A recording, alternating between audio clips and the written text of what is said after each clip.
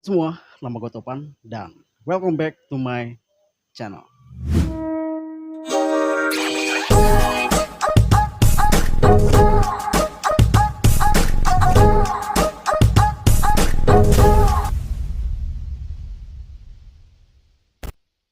Salah satu peristiwa bersejarah yang masih sering dibahas sampai sekarang yaitu peristiwa Johnstown. Sebuah tragedi kemanusiaan yang bisa dikatakan sebagai salah satu peristiwa paling kelam dalam sejarah Amerika Serikat. Bagaimana tidak, dalam tragedi tersebut lebih dari 900 nyawa melayang secara tragis, Bang. Ya, mereka menjadi korban manipulasi dan pencucian otak yang dilakukan oleh seorang pemimpin dalam sebuah komunitas yang berkedok ajaran agama, sehingga membuat mereka semua itu terjebak dalam situasi yang sangat rumit, Bang.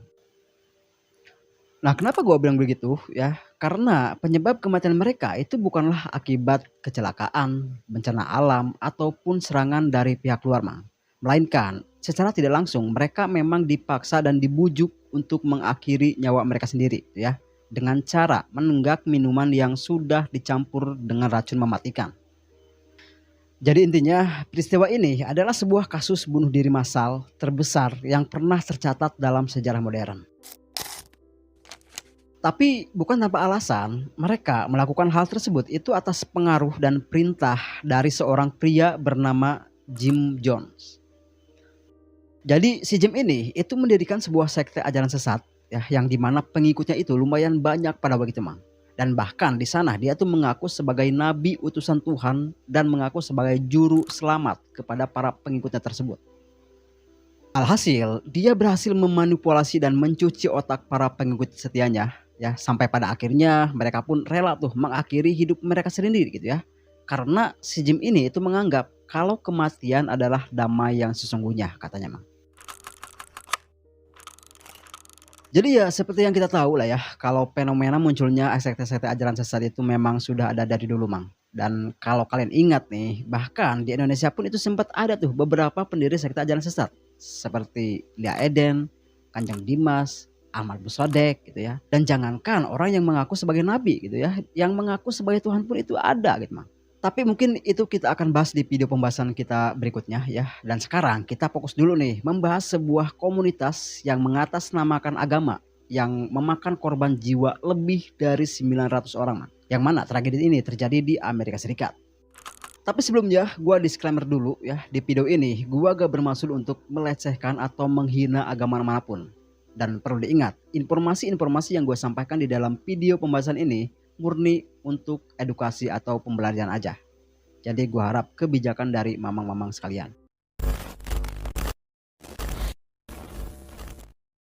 Lalu, gimana awal mula terbentuknya sekte ajaran sesat tersebut? Dan kenapa bisa sampai memakan korban jiwa sebanyak itu? Ya, selengkapnya kita akan bahas di Bantai. Bahas santai.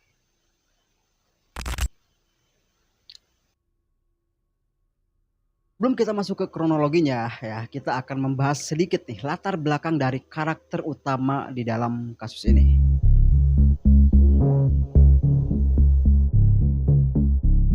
Jim Warren Jones atau yang sering disebut dengan Jim Jones lahir pada tanggal 13 Mei 1931 di Indiana, Amerika. Dia lahir di keluarga yang bisa dibilang serba kekurangan gitu ya, terutama dalam segi ekonomi. Dan ditambah Amerika pada saat itu sedang dilanda krisis moneter yang cukup parah, Mang, yang disebut dengan The Great Depression pasca Perang Dunia Kedua. Nah selain itu bapaknya si Jim ini itu juga udah tua dan sakit-sakitan, Mang. Karena si Jim ini masih kecil banget gitu ya, jadi satu-satunya orang yang menjadi tulang punggung keluarga adalah ibunya si Jim ini. Dia harus bekerja keras setiap harinya demi mencukupi kebutuhan keluarga kecilnya tersebut. Kondisi inilah yang membuat si Jim ini tuh menjadi kurang perhatian dari orang tuanya, Mang. Karena ya mungkin si ibunya juga itu sibuk kerja dan ngurus bapaknya yang sakit-sakitan gitu ya. Berobat sana sini, bolak-balik ke rumah sakit. Jadi intinya jarang ada di rumah lah ya. Tapi untungnya keluarga si Jim ini itu punya tetangga-tetangga yang baik dan peduli sama mereka, Mang. Ya sehingga si Jim ini itu lebih sering diasuh sama para tetangga-tetangganya tersebut daripada sama orang tuanya. Si Jim ini itu dikenal sebagai anak yang pintar dan cerdas gitu, Mang. Ya, tapi teman-teman dan orang-orang di sekitarnya itu menganggap kalau si Jim ini tuh orang yang aneh gitu ya. Karena ya kepintarannya tersebut itu dianggap gak normal aja gitu di lingkungan anak seusianya. Yang biasanya ya anak-anak tuh masih suka memikirkan kayak permainan atau hal-hal yang bikin mereka senang lah gitu ya. Nah tapi beda dengan si Jim ini Mang. Dari kecil dia sudah sangat tertarik dengan konsep-konsep agama, komunitas, atau tradisi-tradisi yang menyangkut keagamaan Mang. Ya pokoknya tertarik dengan hal-hal yang berbau agama lah. Nah bahkan pergi kemanapun dia tuh selalu memakai kemeja putih yang biasa dia pakai untuk beribadah. Jadi kalau di agama muslim itu kayak baju koko lah gitu ya. Bahkan ada satu momen nih yang membuat anggapan anehnya itu semakin kuat Mang. Ya, jadi suatu hari nih si Jim ini itu menemukan seekor burung mati yang tergeletak di jalan. Alih-alih takut atau jijik, justru si Jim ini itu malah membawa burung tersebut ke rumahnya. Dan di sana dia tuh akan berlaga menjadi seorang pemuka agama yang akan memimpin upacara untuk pemakaman burung tersebut. Dan bukan cuma burung ya, hewan apapun yang ditemukan dalam kondisi mati, ya dia akan memperlakukan ya sama seperti itu. Itulah kenapa orang-orang di sekitarnya melihat dia itu kayak kok anak ini aneh banget. Karena ya perilaku-perilaku si Jim ini itu sangat gak umum untuk anak-anak seusianya Mang. Nggak cerita, pada umurnya yang ke-20 tahun ya, seperti yang gua bilang di awal tadi, bahwa dia tuh sangat tertarik pada kelompok-kelompok keagamaan. Dia pun mulai mengeksplor ya dengan cara menyusup ke salah satu gereja. Ya, bukan menyusup, kayak bergabunglah dengan salah satu gereja ya, dengan harapan bisa menemukan kelompok yang mungkin bisa sepemikiran sama dia, Mang. Nah dari situlah dia pun jadi mulai rutin lah beribadah dan aktif mengikuti kegiatan-kegiatan di gereja tersebut. Setelah beberapa lama dia beribadah di gereja tersebut, ada nih salah satu pendeta senior yang notice sama si Jim ini Bang. Nah pendeta tersebut itu bilang, "Bro, kayaknya lu cocok deh kalau jadi pendeta di sini gitu ya." Karena memang dia itu melihat kalau si Jim ini itu kayak tenang, karismatik, kalem gitu ya. Penampilannya juga selalu religius banget gitu Bang ya. Jadi gak heran gitu emang ya, selain pendeta senior tersebut, ternyata teman-temannya si Jim ini itu juga mendukung kalau dia itu menjadi pendeta di sana gitu Mang. Si Jim pun berpikir nih, wah boleh juga gitu ya, menarik juga nih kalau gua menjadi pendeta di sini gitu kan. Ya akhirnya atas dukungan dari teman-temannya tersebut, si Jim ini pun itu memutuskan untuk menerima tawaran menjadi pendeta muda untuk anak-anak muda di sana. Dan alhasil dia sukses menarik perhatian para jemaat-jemaat muda di sana. Banyak banget nih orang-orang yang suka dengan yang apa dia sampaikan ketika dia berkhotbah. Now will each of you, with a fond embrace, a salutary kiss of greeting to your neighbor. Let's fill this atmosphere. Tapi sayangnya itu tidak berlangsung lama Mang. Karena dalam jangka waktu beberapa bulan saja, tiba-tiba si Jim ini itu langsung cabut dan meninggalkan gereja tersebut setelah dia tahu nih kalau pada saat itu gerejanya itu melakukan pemisahan ras. Nah sedikit info nih, jadi dulu di Amerika itu ada yang namanya segregation rasial atau pemisahan ras, terutama ras kulit hitam dan ras kulit putih. Nah dan kebetulan pada saat itu pemisahan ras tersebut itu lagi gencar-gencarnya dilakukan di sana Mang. Banyak banget fasilitas-fasilitas umum yang dibeda-bedakan mulai dari kamar mandi, toilet, bahkan sampai wastafel tempat cuci tangan itu pun dibeda-bedakan Mang. Ada yang khusus orang kulit putih dan ada yang khusus buat orang kulit hitam gitu ya. Jadi rasisme dan diskriminasi pada zaman itu memang lagi tinggi-tingginya. Nah begitu pun di gerejanya tersebut Mang. Dan hal itulah yang membuat si Jim ini gak suka gitu ya. Karena ya sangat bertentangan dengan nilai-nilai agama yang dia pahami. Dia berkata kalau dia tidak mau berada di tempat di mana orang-orang itu dipisah-pisahkan dan dibeda-bedakan gitu Mang. Karena menurut dia nih semua orang mau kulit hitam mau kulit putih ya semua sama aja gitu ya. Dan di sana dialah satu-satunya orang yang berani angkat bicara dan menentang pemisahan ras dan diskriminasi tersebut. Setelah keluar dan meninggalkan gereja tersebut ya pada tahun 1956 akhirnya dia pun memutuskanlah untuk membeli gereja sendiri seharga sekitar 10.000 US dollar pada saat itu. Mungkin kalian bertanya-tanya gitu ya dari mana nih dia itu bisa mendapatkan uang sebanyak itu gitu ya. Mengingat ya kalau sebelumnya si Jim ini tuh juga hidupnya juga kekurangan gitu kan. Nah jadi seperti yang gua bilang tadi ya, bahwa banyak banget orang-orang yang suka dengan apa yang disampaikan si Jim ini di saat dia berkhotbah. Nah orang-orang tersebutlah yang mendanai atau menjadi donatur untuk pembelian gereja tersebut Mang. Dan setelah itu si Jim ini pun memberi nama gereja tersebut dengan nama People's Temple.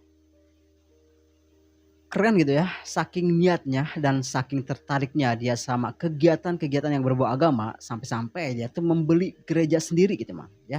Tapi tentunya dengan bantuan dari donatur-donaturnya Mang. Dan usahanya itu pun gak sia-sia Mang. Makin kesini gerejanya itu pun itu semakin besar, semakin berkembang dan semakin ramai didatangi para jemaat-jemaatnya Mang. Orang-orang datang berbondong-bondong ya karena mereka itu suka sama pemikiran si Jim ini. Dan ditambah gereja People's Temple ini adalah satu-satunya gereja di sana yang tidak membeda-bedakan ras. Mau kulit hitam, mau kulit putih, semua boleh masuk ke sana Mang. Nah karena prinsip anti rasisme inilah si Jim ini pun menjadi salah satu orang yang menginspirasi banyak orang di sana. Alhasil gereja itu pun itu semakin terkenal dan semakin banyak orang yang tertarik untuk bergabung ke gereja People's Temple ini.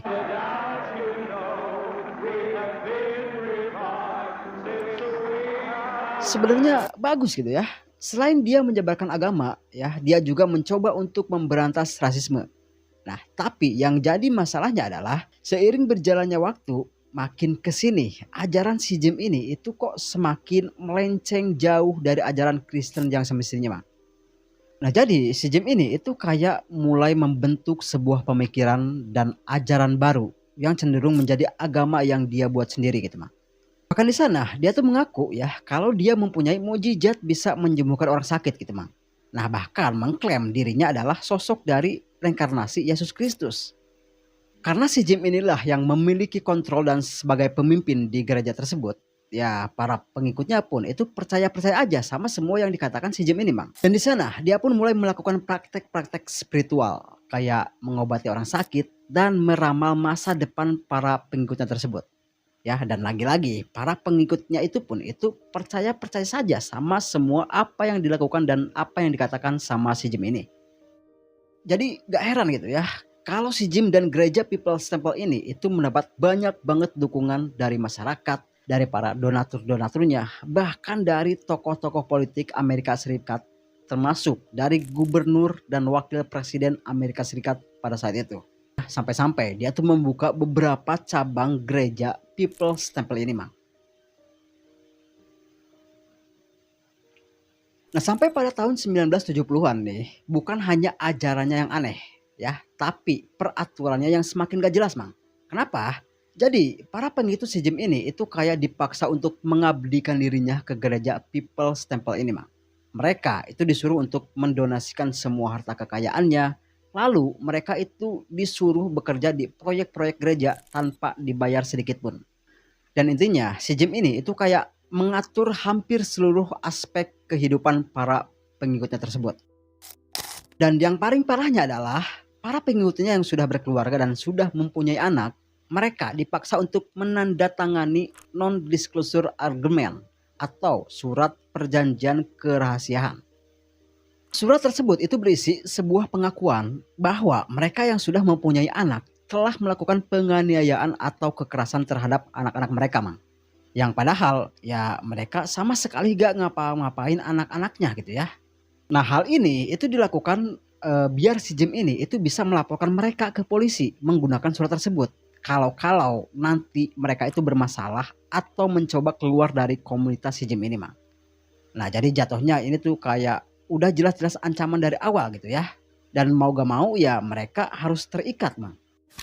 Tapi dengan semakin gak jelasnya peraturan tersebut ya mulailah bermunculan kecurigaan-kecurigaan dan tuduhan-tuduhan dari masyarakat setempat kepada si Jim dan gereja People's Temple ini Mang.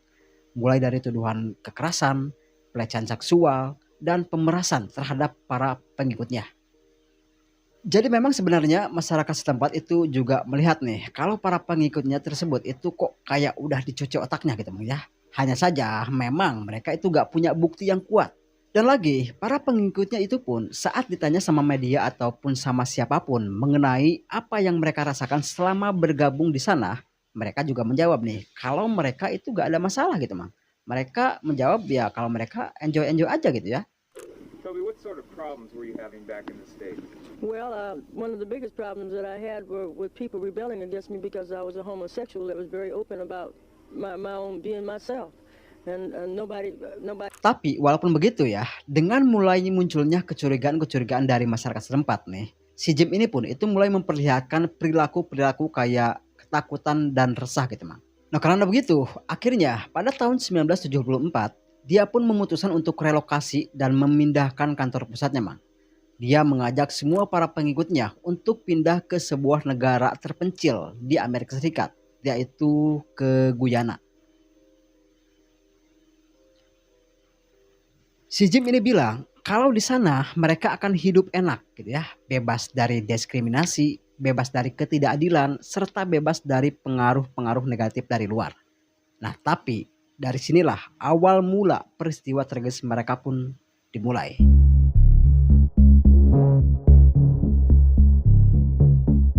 Kenapa si Jim ini memutuskan untuk pindah ke Guyana gitu ya? Karena menurut dia nih, Guyana adalah salah satu negara yang terpencil yang tidak jauh-jauh banget dari Amerika gitu, Mang. Nah, selain itu, pemerintahan Guyana itu juga bisa dibilang tidak terlalu ketat lah gitu ya. Dengan begitu ya, si Jim ini itu bisa lebih leluasa lagi memimpin para pengikutnya di sana. Di Guyana inilah si Jim ini membeli lahan seluas 3.800 hektar yang masih merupakan ladang pada saat itu, Mang. Di sana mereka pun mulai membangun sebuah komplek pemukiman lengkap dengan beberapa rumah tinggal, gudang penyimpan bahan makanan, lapangan pertemuan, dan fasilitas-fasilitas lainnya. Nah, lalu komplek tersebut itu diberi nama dengan Johnstone. Nah, untuk membangun Johnstone ini, para pengikutnya si Jim ini itu harus bekerja keras setiap hari sambil mendengarkan si Jim ini berkhotbah. Jadi si Jim ini itu memasang beberapa speaker di berbagai sudut ya untuk menyiarkan khotbahnya tersebut, Mang. Jadi yang kerja secara fisik itu ya semua para pengikutnya ya, sedangkan si Jim ini itu cuma duduk-duduk santai gitu ya sambil terus berbicara menyampaikan khotbahnya tersebut gitu, Mang. Pada awalnya si Jim ini bilang nih kalau di Johnstone ini dia ingin menciptakan sebuah komunitas utopis di mana para pengikutnya tersebut itu bisa hidup bebas dari pengaruh negatif masyarakat Amerika. Nah, selain itu dia juga bilang nih di sana mereka akan membentuk sebuah komunitas penantian mandiri yang sejahtera. Ya pokoknya dia menjanjikan hidup enak di sana lah gitu ya. Tapi pada kenyataannya adalah Johnstone ini menjadi sebuah markas yang dikontrol penuh dan dijaga ketat sama si Jim ini, Mang. Bahkan semua area komplek itu dijaga ketat oleh sekelompok pasukan bersenjata lengkap. Loh, kok bisa gitu kan? Nah, jadi Mang, secara diam-diam si Jim ini itu membentuk sebuah kelompok prajurit bersenjata yang diberi nama dengan Red Brigade atau Brigadir Merah. Red Brigade sendiri adalah orang-orang atau para pengikutnya si Jim ini yang paling setia dan fanatik, Mang. Mereka semua dilatih untuk menggunakan senjata guna tugas-tugas keamanan, menegakkan keaturan di sana, dan tugas-tugas lainnya. Jadi intinya ya secara tidak langsung, Johnstone ini itu menjadi sebuah penjara psikologis yang mengontrol penuh pikiran dan tindakan para pengikutnya, Mang. Yang awalnya mereka ingin hidup bebas, yang awalnya ya mereka datang ke sana itu untuk mencari surga gitu ya. Tapi ya mau gak mau mereka semua harus menjalani hidup yang menderita karena hukuman fisik dan psikologis yang diterapkan di sana. Dan mau kabur dari sana juga itu jelas gak bisa, Mang. Bahkan si Jim ini itu menegaskan siapapun yang mencoba keluar dari Johnstone, dia adalah seorang penista agama. Nah, setelah sekian lama mereka menjalani hari-harinya di Johnstone nih, dari banyaknya pengikutnya si Jim ini, ada nih salah satu orang yang berhasil mengirim surat kepada keluarganya yang berada di Amerika Serikat, Mang. Dalam surat tersebut, dia menceritakan tentang pengawasan yang ketat, hukuman fisik dan psikologisnya, propaganda, dan ajaran-ajaran yang melenceng ya. Ya pokoknya dia menceritakan tentang hidupnya yang menderita selama berada di Johnstone ini, Mang. Dengan bukti surat tersebut, ya keluarganya itu pun itu mengadulah ke pemerintahan Amerika Serikat. Akhirnya, pemerintah Amerika itu mengirimkan beberapa delegasi jurnalis, termasuk satu di antaranya adalah seorang anggota Kongres California pada saat itu, yaitu Leo Ryan, untuk berkunjung ke Johnston. Nah, hal ini dilakukan guna menyelidiki kebenaran mengenai surat yang dikirimkan oleh pengikutnya si Jim tadi.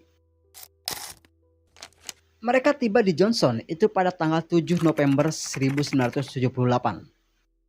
Sesampainya mereka di sana, ya pada awalnya fine-fine aja gitu, Bang. Mereka disambut dengan ramah, semua orang-orang di sana juga kelihatannya kayak gembira-gembira gitu kan ya. Ya pokoknya gak ada sesuatu yang mencurigakan lah gitu ya. Sampai pada satu momen nih, ada salah satu pengikut si Jim ini yang ngomong langsung kepada tim jurnalis. Tentunya ya dengan cara sembunyi-sembunyi gitu, Bang. Dia bilang kalau Johnston itu gak seperti yang mereka lihat saat ini. Sebenarnya orang-orang di sini itu cukup menderita dengan hukuman-hukuman dan aturan-aturan yang berlaku di sana. Ditambah dengan ajaran-ajaran si Jim ini yang semakin gak jelas gitu, Mang. Selain itu juga, dia tuh memohon untuk ikut pulang ke Amerika bersama tim jurnalis tersebut.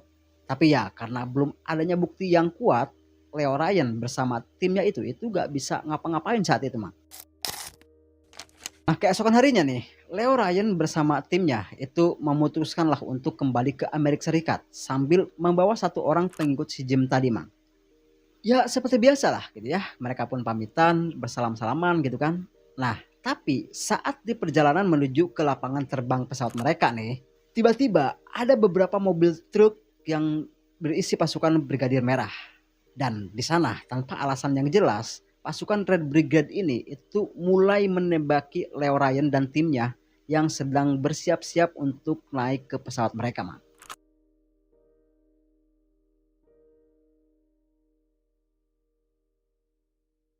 Dalam aksi penembakan tersebut, beberapa orang tewas, termasuk Leo Ryan dan dua fotografer yang sempat mengabadikan momen menjelang detik-detik serangan tersebut. Sedangkan para jurnalis yang selamat itu mencoba melarikan diri dengan cara berlari ke dalam hutan dengan kondisi terluka cukup parah ya akibat luka tembak yang mereka alami, Mang. Jadi kondisinya itu udah chaos banget gitu, Mang. Nah, karena kejadian tersebut, si Jim ini pun itu mulai ketakutan, Mang.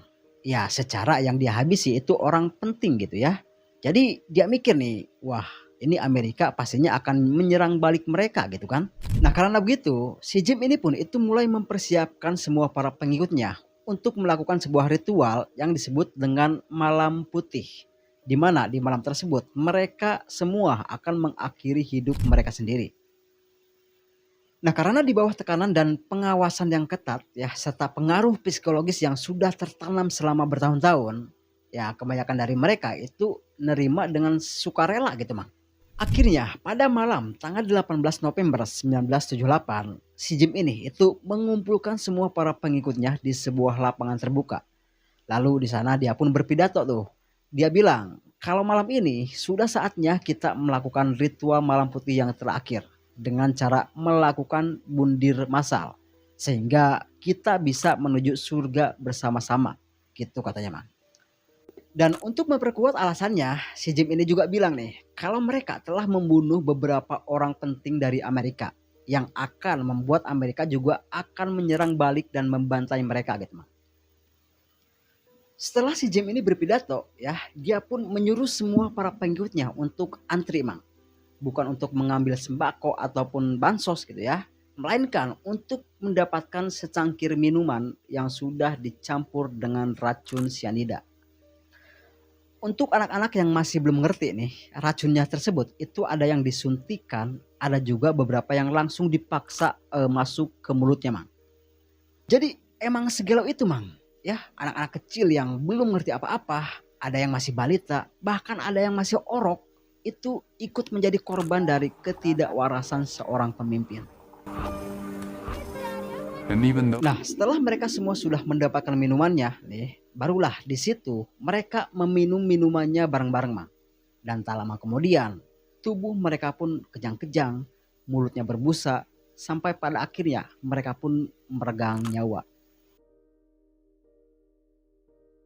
Melihat semua para pengikutnya yang sudah terkapar dan tidak bernyawa, ya, si Jim dan para prajurit merah yang masih hidup waktu itu juga melakukan hal yang sama, Mang. Mereka juga mengakhiri hidupnya dengan cara menembak dirinya sendiri dengan senjata yang mereka pegang. Dan di sanalah akhir dari perjalanan Jim Warren John atau Jim John.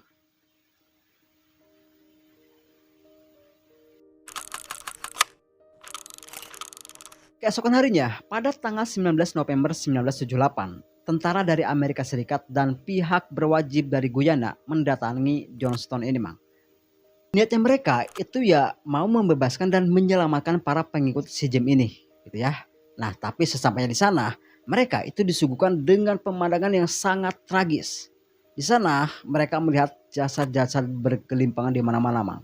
Ada yang di sumur, ada yang di selokan, tapi kebanyakan jasad itu termasuk jasadnya si Jim ditemukan di pavilion utama, tempat di mana mereka melakukan bundir massal tersebut.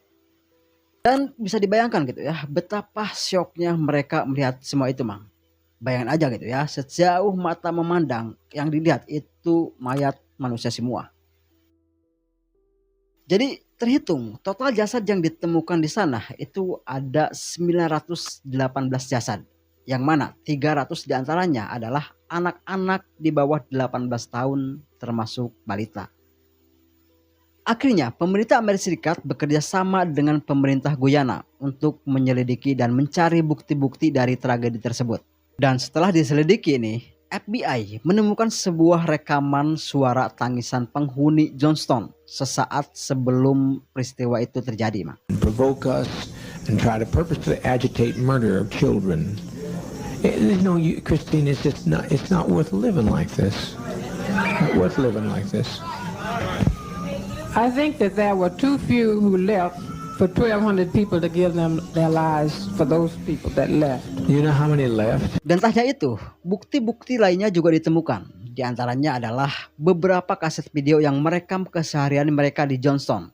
Ada juga beberapa dokumen, senjata api dengan full amunisi, dan barang-barang pribadi milik si Jim dan para pengikutnya. Dari bukti-bukti yang ditemukan, terungkap kalau si Jim ini itu memang sudah mengisolasi para pengikutnya dari dunia luar, Mang. Membatasi komunikasinya, dan ternyata mereka itu memang sudah dilatih terlebih dahulu untuk melakukan ritual malam putih tadi, Mang. Jadi kayak sering melakukan simulasi dulu lah gitu ya. Pura-pura minum racun, pura-pura menangis. Nah, itulah kenapa si Jim ini itu menyebutnya dengan malam putih terakhir. Karena ya sebelum-sebelumnya mereka emang sering latihan gitu, Mang. Dan dari sekian banyaknya korban yang meninggal hari itu, ternyata nih ada beberapa orang yang berhasil selamat dari peristiwa ini, Mang. Mereka kabur dan berlari ke dalam hutan dan bersembunyi di sana untuk beberapa saat. Selain itu, ada juga nih seorang nenek-nenek yang pada saat si korban lainnya itu meminum racunnya, nah tapi di sana si nenek tersebut itu malah ketiduran, Mang. Jadi dia pun bingung gitu ya pas bangun-bangun melihat orang-orang di sekitarnya itu udah pada tewas gitu, Mang. Nah, dari mereka-mereka yang selamatlah kita itu bisa tahu apa yang sebenarnya terjadi di Johnston ini, Mang. And told the public there that these people wouldn't reach the States and that everyone there would commit suicide.